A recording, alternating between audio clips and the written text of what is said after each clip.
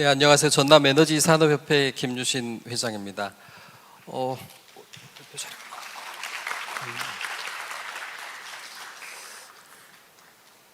오늘 제가 말씀드릴 내용은 분산 에너지 시스템에서 ESS의 기능과 역할이라는 내용입니다. 분산 에너지는 내일과 모레 다룰 수소 그리고 핵 관련된 여러 실제 발전의 어떤 플랫폼으로서 지금 우리나라 6월에 시행된 분산에너지 특별법에 근거해서 지금 저희가 준비를 하고 있는데요. 흔히 에너지 시스템이라고 하면은 ESS라고 하면 여러분 대부분 떠오르는 게 배터리를 이용한 ESS를 많이 생각하실 거예요. 근데 사실 ESS는 그 방법이 다양합니다. 에너지를 저장하는 방법은 배터리에 넣었다 다시 꺼내 넣는 방법도 있겠지만은요. 아까 소개해 주셨던 여러 교수님들의 자료를 보게 되면은 공기를 압축해 놓았다가 다시 그 공기가 압축에서 해제되면서 그 에너지를 다시 이용하는 방법과 같이 다양한 방법으로 생각을 할 수가 있겠습니다. 우리가 지금 다루려는 분산 에너지는 크게 4가지 특성으로 저희가 좀 구분을 해볼 수 있겠는데요. 먼저 분산성입니다. 분산이라는 것은 사실 여기저기 흩어져 있다는 뜻인데요. 사실 우리가 지금 정치 체제로 중앙 집권식 정부가 아닌 지방 분권 이런 부분도 사실 분산이라고 볼 수 있는데요. 분산 시스템은 에너지의 발전부터 수요를 각 영역에서 사용할 수 있게 하고 생산하고자 하는 그 원리가 적용됐고요. 그 다음은 자율성입니다. 즉 인디펜던트, 즉 특정 에너지원, 특정 지역, 특정 개소의 에너지에 의존하지 않고 독립적인 그 분산되어 있는 개소의 에너지를 활용하자는데 방법을 찾을 수가 있겠습니다. 다음은 탄력성입니다. 그러니까 플렉서빌리티 하다라고 볼 수가 있는데요.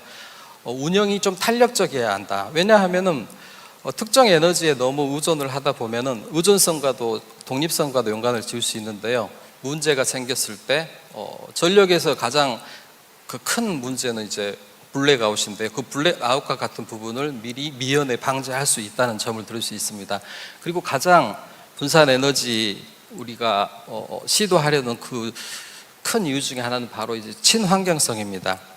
분산 에너지의 에너지원을 대부분 리뉴어블 에너지로 보고 있죠. 아까 제이콥 교수님께서 설명해 주셨던 캘리포니아의 WWS와 같은 이런 시스템도 모두 다 신재생 에너지에 기반을 하고 있습니다. 분산 에너지 구성 요소를 크게 이제 4가지 정도로 저희가 한번 보았는데 태양광, WWS와 같고요. 특히 마지막에 저희는 이제 ESS에 좀 집중을 하고 있습니다. 전기를 저장을 해야 된다. 저는 사실 에너지 유한론자가 아니라 무한론자입니다. 우리 지구는 사실 태양이라고 하는 별이 죽기 전까지는 에너지를 무한으로 저는 공급받을 수 있다고 생각을 해요. 다만 수요와 공급이 어느 정도 맞지 않기 때문에 지금 에너지 이슈가 대두되고 있는데요. 이러한 에너지를 우리가 얼마나 슬기롭게 가져다 쓰고 소비하느냐 이런 부분들이 바로 ESS와 같은 어떤 시스템의 대두의 필요성이라고 할 수 있겠습니다.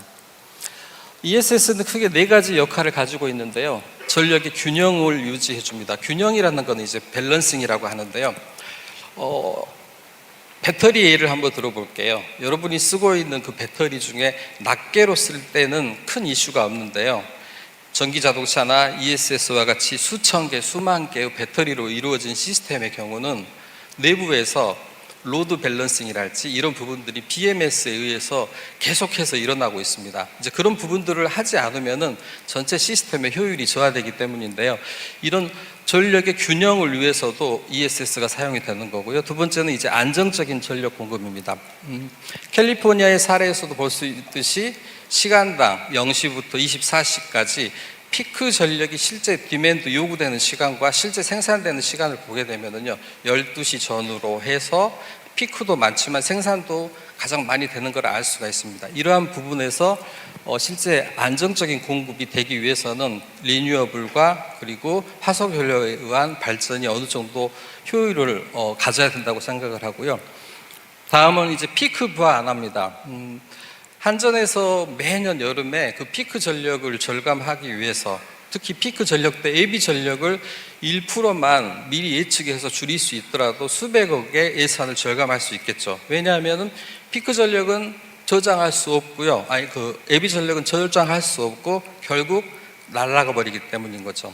그러한 부분에서 피크 부하의 완화가 ESS의 중요한 역할 중에 하나이고요. 마지막은 재생에너지의 연계입니다. 간헐성이라고 표현을 했는데요. 간헐성이 바로 지구의 공정과 자전에 의해서 조력발전, 태양광 발전, 풍력발전 등이 발전을 하는 시간과 하지 못하는 시간에 대한 이런 보상을 해야 되기 때문입니다. ESS는 방금 말씀드린 그런 큰 4가지 기능들을 볼 수 있는데요. 피크 완화, 신재생 에너지와의 연계, 전력 품질의 개선, 전력도 사실 프리퀀시라고 하는 주파수에 큰 영향을 미칩니다. 그렇기 때문에 주파수가 일정하게 나올 수 있도록 보장해주는 역할을 ESS가 하는 것으로 생각해 주면 되겠고요.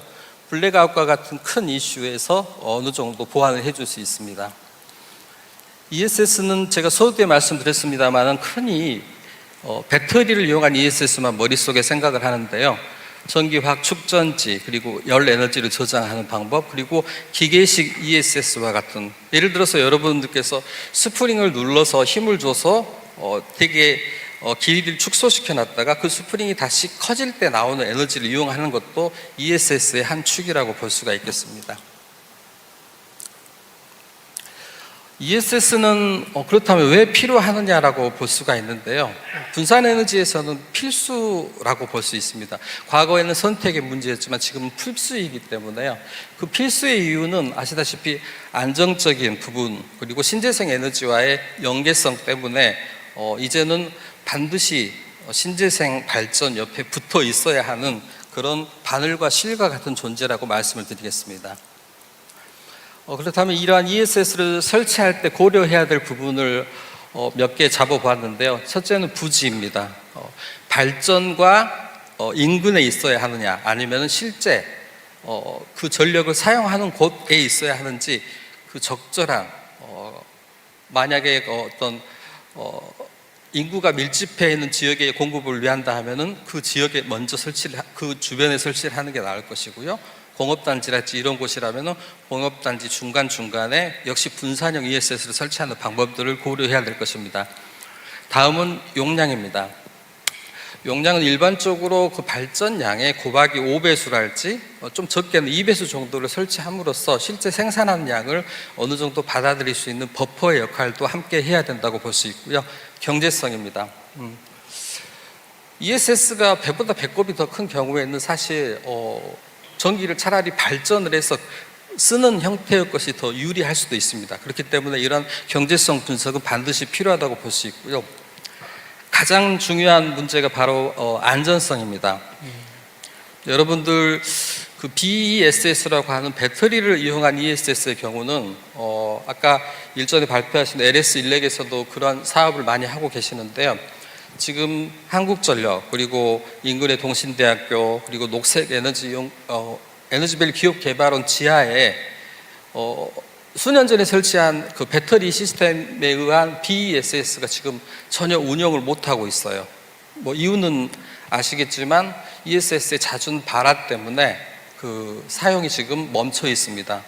그리고 사업자들의 경우에는 ESS가 머물고 있는 100%를 다 채우지 못하고요. 그리고 방전을 할 때도 일부 용량을 남겨둬야 되기 때문에 사업적으로 손익이 나지 않기 때문에 ESS의 도입을 꺼리고 있습니다.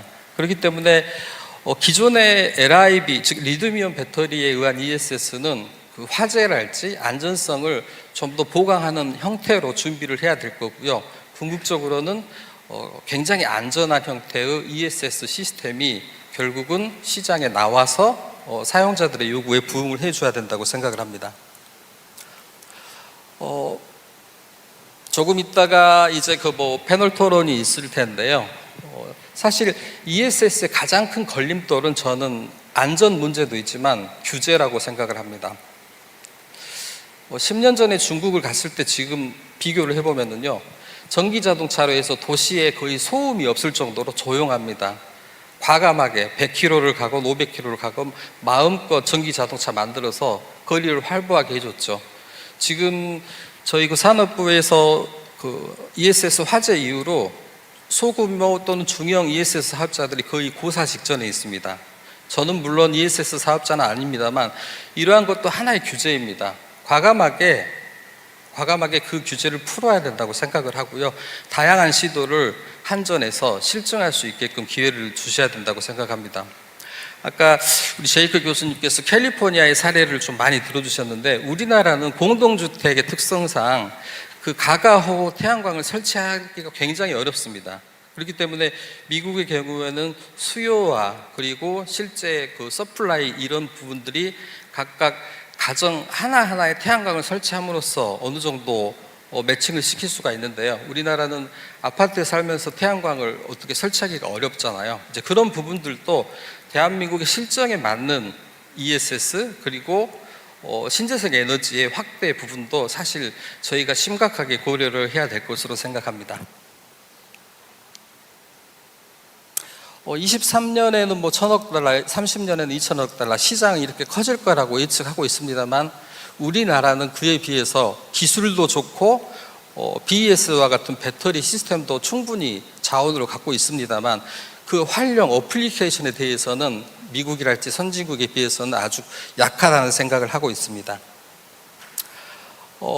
기술 동향으로 보면은 뭐 고용량 에너지를 저장하고 에너지의 효율을 확대하고 안정성을 강화하고 이런 부분들이 있습니다만, 저는 무엇보다도 우리 ESS 시장이 활성화되기 위해서는요, 정말 그 규제 정말 풀어야 된다고 생각하고 있습니다. 네. 조금 남은 장표들이 있는데요. 패널 토론 때 더 얘기 나누도록 하겠습니다. 감사합니다.